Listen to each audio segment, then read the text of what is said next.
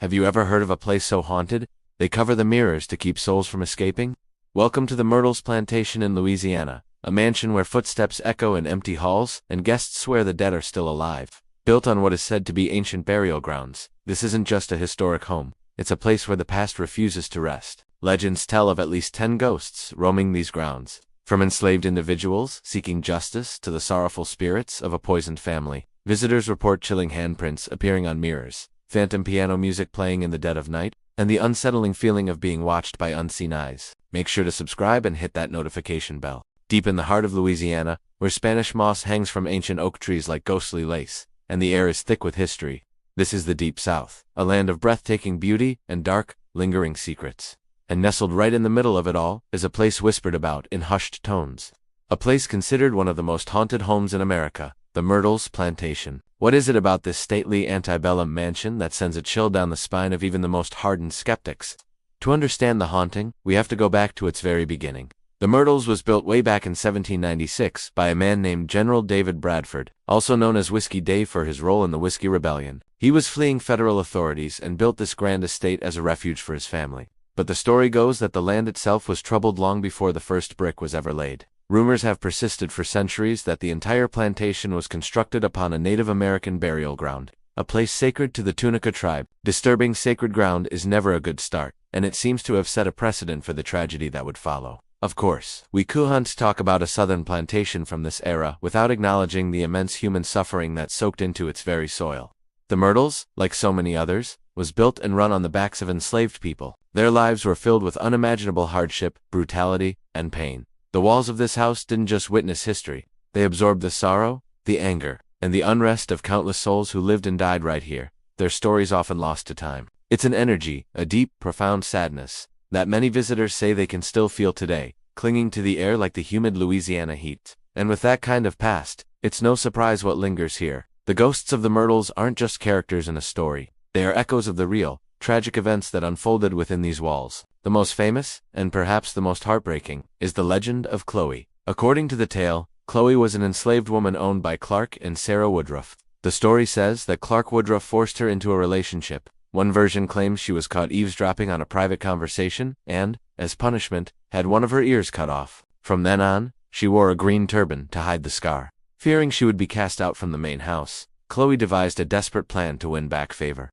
She baked a birthday cake for the eldest daughter, but she laced it with a small amount of poison from oleander leaves. Her plan wasn't to kill anyone, just to make the family sick enough that she could nurse them back to health and become a hero, but she miscalculated the dose. The poison was far more potent than she realized. Sarah's 2 young daughters and Sarah herself ate the cake. They all died in agony. In a panic, Chloe confessed to the other enslaved people, hoping for mercy. Instead, terrified of the master's wrath falling upon all of them, they reportedly took matters into their own hands. They hanged Chloe from a tree on the property and threw her body into the Mississippi River. Ever since, the ghostly figure of a woman wearing a green turban has been seen wandering the plantation, endlessly searching, forever trapped in her grief and guilt. She's been captured in photographs, seen by staff and guests alike, often appearing near the very room where the children died. But Chloe is far from the only spirit set to roam the Myrtles. There's the tragic story of the Woodruff children themselves. Guests staying in the children's former bedroom have reported hearing faint giggling and the sound of small footsteps running up and down the hallway, only to find no one there. Some have even felt the sensation of a child jumping on their bed in the middle of the night. It seems their innocent spirits are still at play, unaware of their own tragic end. Then there's the specter of William Drew Winter, an attorney who bought the plantation in 1865. After the Civil War, in 1871, a stranger rode up to the house and called him out onto the porch. As Winter stood there, the stranger shot him. Mortally wounded, Winter stumbled back inside, desperately trying to climb the grand staircase to reach his wife. But he collapsed and died on the 17th step. To this day, visitors and staff report hearing his agonizing final footsteps on that staircase. They hear a heavy tread, a struggle, and then ... silence. The phantom steps always stop on that 17th step, replaying his last moments for eternity. And we can't forget the mirror. In the grand entryway hangs a large, ornate mirror that has been there since the house was built. Legend says that after Sarah Woodruff and her children died, this mirror wasn't covered, which was a tradition meant to prevent spirits from getting trapped. As a result, people believe the spirits of Sarah and her children are imprisoned within the glass. Over the years, countless visitors have photographed the mirror, capturing strange shapes, and what appear to be handprints of a child on the glass, prints that refuse to be wiped away. It's as if they're reaching out from the other side. From shadowy figures on the veranda to pianos playing on their own, the paranormal activity at the Myrtles is relentless. It's a place where the veil between the living and the dead feels incredibly thin, the layers of tragedy from desecrated land to the horrors of slavery. Two family murders have created a perfect storm of spiritual unrest. Whether you're a believer or a skeptic, there's no denying the powerful atmosphere of this place. It's a hauntingly beautiful monument to a dark and complicated past. The spirits of the Myrtles are a constant reminder that history is never truly gone. It lingers, it whispers, and sometimes, it screams. Of all the tales whispered within the walls of the Myrtles Plantation, none is more infamous than the story of Chloe. Legend says she was an enslaved woman, forced into a relationship with the plantation's owner, Judge Clark Woodruff. One day, fearful of her fate, she was caught eavesdropping on a private conversation. As punishment, the judge had one of her ears cut off. From then on, she wore a green turban to hide her disfigurement. Seeking revenge, or perhaps just a desperate way to earn back her master's favor by nursing his family back to health, Chloe devised a plan. She baked a birthday cake for the judge's daughter, but this was no ordinary dessert. She laced it with poison from oleander leaves. The plan went horribly wrong. Instead of just making them mildly ill, the poison killed the judge's wife, Sarah, and two of their young daughters. What happened to Chloe next is debated. The most popular version of the story claims that the other enslaved people, terrified of the master's collective punishment, took matters into their own hands. They allegedly dragged Chloe from her quarters and hanged her from a nearby tree. But her story doesn't end there. For generations, visitors and staff have reported seeing a figure of a woman in a green turban wandering the plantation grounds and hallways. She's often seen near the dining room where the poisoning took place, or gazing sadly into the mirrors of the house. Perhaps the most compelling piece of evidence is a photograph taken in 1992. The owner of the plantation took a picture for insurance purposes, and when it was developed, a shadowy, translucent figure appeared between two of the buildings. Many believe this spectral form, caught on film, is the ghost of Chloe, forever bound to the place of her tragic life and death. Her spirit, it seems, has never left the Myrtles. The grand staircase at the Myrtles Plantation is more than just an architectural marvel. It's a stage for one of its most heartbreaking and persistent ghostly tales. Many who have walked these steps have felt a sudden chill, or heard the faint sound of a child's laughter echoing from the top landing. This is the domain of one of the Woodruff children, a young girl whose life was tragically cut short within these walls. Visitors and staff alike have reported the distinct sound of small feet running up and down the stairs, only to find no one there. They've seen fleeting glimpses of a small figure in a period dress disappearing around a corner. Perhaps most unsettling are the physical traces left behind. Tiny, inexplicable handprints that appear on mirrors and polished furniture, even moments after they've been cleaned. These handprints are often smaller than any living child's on the premises. The story goes that the children of Clark and Sarah Woodruff fell victim to a tragic event, and the spirit of one of the girls has never left. Psychics and paranormal investigators who have visited the Myrtles often describe a powerful, yet sorrowful, childlike energy concentrated around the staircase and the upstairs hallway. They claim the child's spirit is stuck, forever replaying moments from her short life, unaware or unable to move on. Some guests have even captured what they believe to be her apparition. In photographs, a translucent figure on the stairs, or a small face peering from an upstairs window. Is she simply a playful spirit, forever enjoying her home? Or is she a lost soul, eternally searching for her parents in the shadowy corridors of the Myrtles? The next time you see a small handprint on a clean mirror, you might just wonder whose hand it was. And if you're brave enough to visit the Myrtles, listen closely as you climb the grand staircase. You might just hear the pitter-patter of unseen feet, a ghostly game of tag that never ends. Beyond Chloe and the children, the Myrtles Plantation is a crossroads for countless other restless spirits, each with their own chilling tale. Perhaps the most famous is the entity trapped within the grand mirror in the foyer.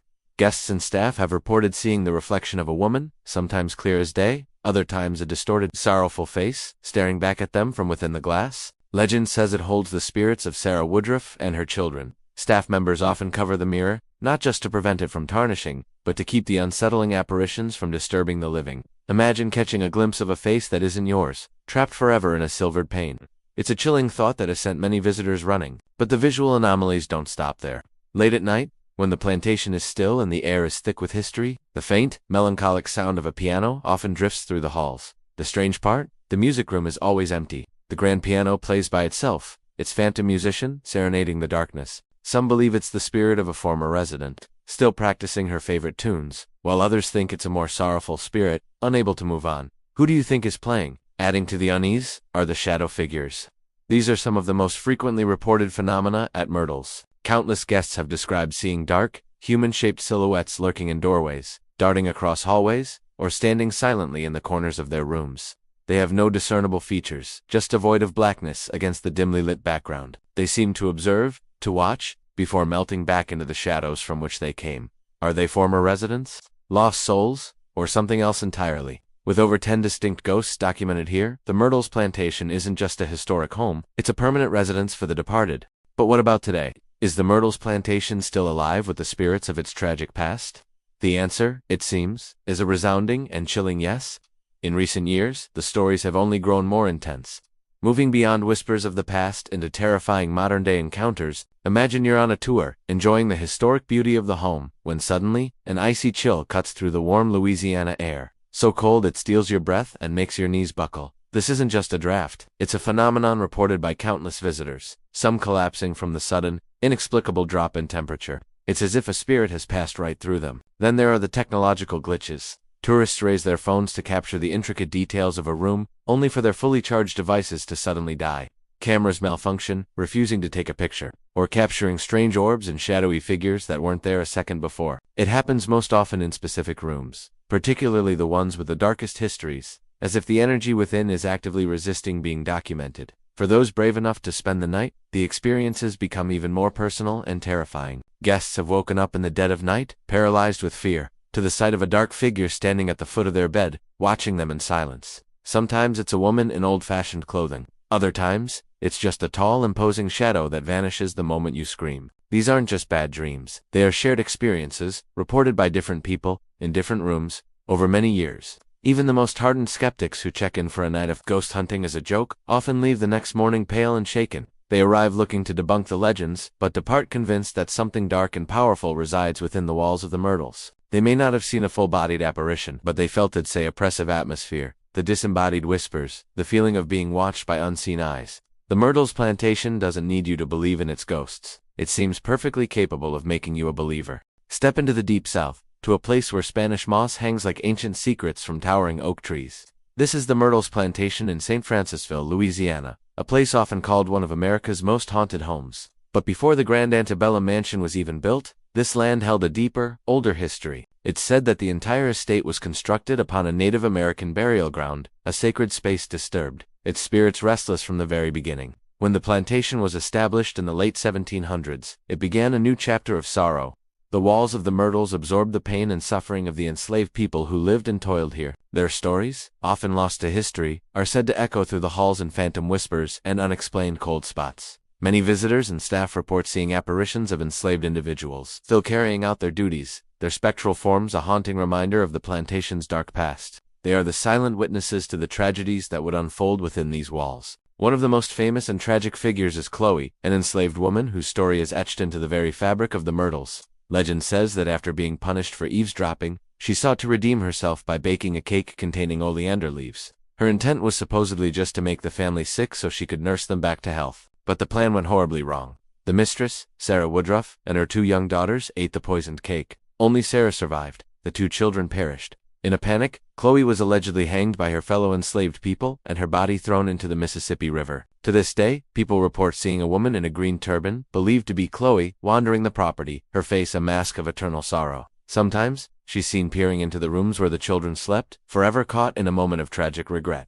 But Chloe and the children aren't the only spirits here. Another prominent ghost is that of William Winter, a lawyer who bought the plantation in 1850. In 1871, a stranger rode up to the house and shot Winter on the porch. Staggering back inside, he collapsed and died on the 17th step of the grand staircase, trying to reach his wife. His final, desperate footsteps are said to still be heard today. Visitors and staff often report hearing heavy boots ascending the stairs, only to stop abruptly on that fateful 17th step, a ghostly reenactment of his last moments. Some have even captured what they claim to be a phantom form on camera, lingering right where he fell. The Myrtles Plantation has seen centuries of pain and centuries of ghosts. If you ever visit, remember this: when you hear footsteps behind you in those empty halls, don't turn around. Thanks for joining us on this journey into the shadows. If you enjoyed this story, don't forget to like, subscribe, and hit that notification bell for more tales from the world's most haunted places.